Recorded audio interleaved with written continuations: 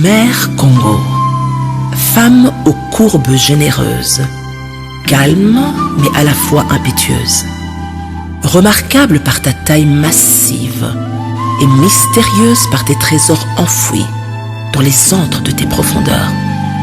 Ta position centrale et fœtale, au cœur de l'Afrique centrale, laisse apparaître tes rondeurs, attirant dans tes jupons de nombreux admirateurs.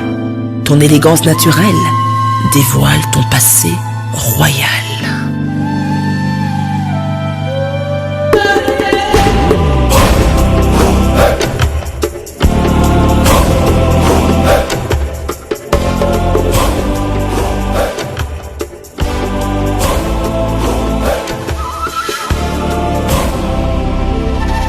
Au centre de toutes les attentions, tes prétendants accourent vers toi, dépourvus de toute bonne intention. Ta terre est un parfum qui se répand. Nombreux sont ceux qui veulent rentrer dans tes appartements. Tu cèdes dans un premier temps aux avances de ton courtisan colonial, qui fait de toi son second lit conjugal. Le baiser amical se convertit en des étreintes nuptiales, qui laissent bientôt le flanc au coup de fouet brutal. Un peu de caoutchouc et ta main est coupée pour quelques sous.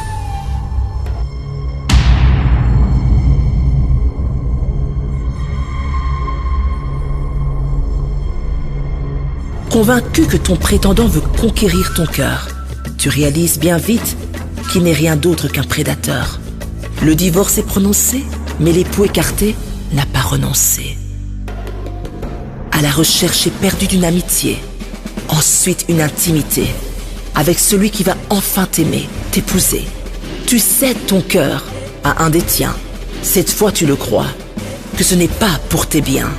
Ce fut une union durable, mais la belle est spoliée de façon incalculable. Au vu et au su de tous, elle en sort misérable, mais surtout vulnérable. Dévêtue de ton manteau d'honneur, la porte de ta chambre reste entr'ouverte, laissant s'introduire une série de pillards. Tel un film d'horreur, ils déchirent ton vêtement génital, dérobent ton colletant en échange de l'avenir de tes enfants et laissent tes filles mourir dans leur propre sang. Ils dépouillent ton cassitérite contre tes fils en fuite. Lorsque le parfum de l'opium se répand sur ton sol, alors se poursuit le vol de ton uranium. La falsification historique prend place afin de dissimuler l'histoire de cette mère tragique.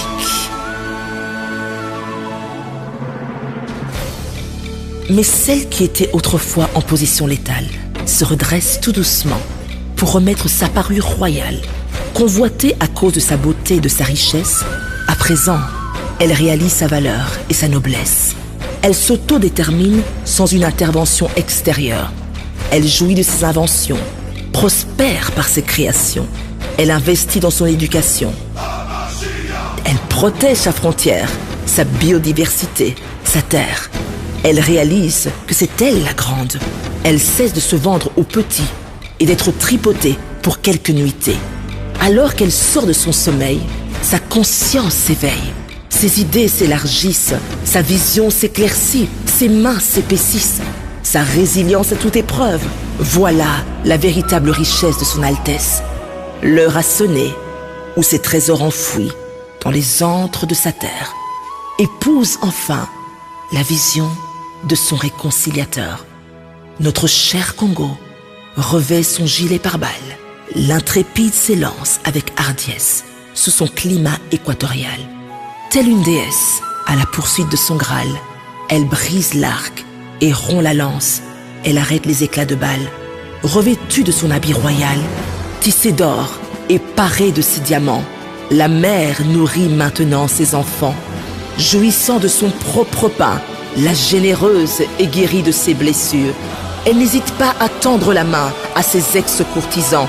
Consciente de sa nouvelle stature, Mère Congo a pris son courage à deux mains, devenue mature et indivisible, restaurée de ses fractures. Celle qu'on nommait autrefois terre de désolation a enfin retrouvé son destin.